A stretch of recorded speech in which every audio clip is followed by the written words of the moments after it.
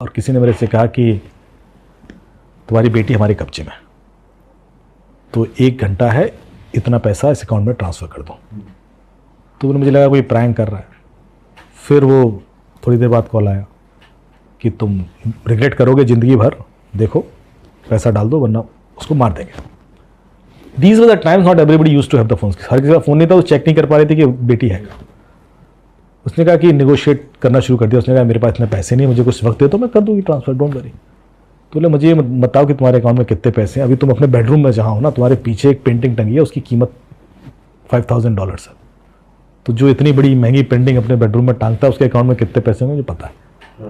वो घबरा गई कि बंदा देख रहा है, वो भाग के अपने ड्राइंग रूम में आ गई। नहीं नहीं, यहाँ कोई पेंटिंग नहीं है। कह रहा अभी तुम जहाँ अपने ड्राइंग रूम में हो ना, तुम्हारे राइट साइड में एक फ्लावर पॉट है ना, अरे भाई साहब, उसकी कीमत इतनी है। अब ये उसको काटो तो खून नहीं, लैपटॉप खोला, इसमें पैसे ट्रांसफ़र कर दिए।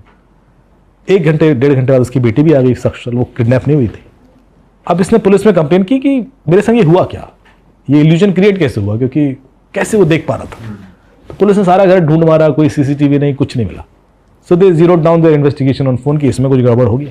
तो फिर फ़ोन स्कैन किया तो उसमें भी कुछ नहीं मिला। तो दे थॉट कि यार इसका जो मैन्युफैक्चरर है उस कंपनी से किसी को बुला लेते हैं, वो देख के बता देगा, कुछ ऐसा मैन्युफैक्चरिंग डिफॉल्ट हो।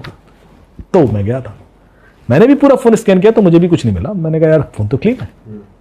तो वापस आ रहा था, तो जब मैं एयरपोर्ट पे था तो मैंने देखा कि एक बच्चा ऐसा ही वही एन सीरीज़ फ़ोन लेके कुछ खेल रहा है, गेम खेल रहा है। तो उसको बुलाया, क्या कर रहा हो, और वो ऐसे दीवार के सहारे फ़ोन लेके चल रहा था ऐसे।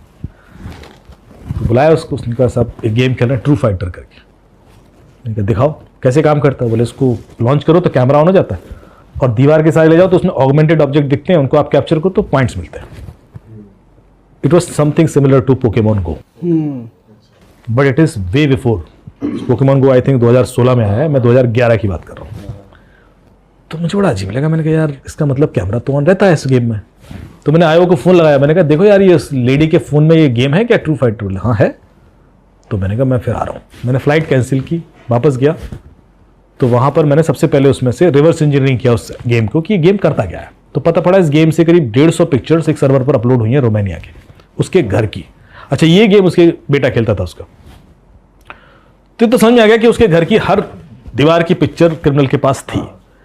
पर क्रिमिनल को ये कैसे पता पड़ता था कि ये बेडरूम में है, ड्राइंग रूम में है, बालकनी में है, वॉशरूम में है। क्योंकि आज after 15 years almost with all latest technologies ये पता करना बहुत मुश्किल है कि आप कमरे के उस कोने में बैठे हो, यहाँ बैठे हो या बाहर बैठे हो, अनलेस एंड अनटिल कोई सीसीटीवी ना हो। जो है बिना सीसीटीवी के, सीसीटीवी तो था नहीं वहाँ।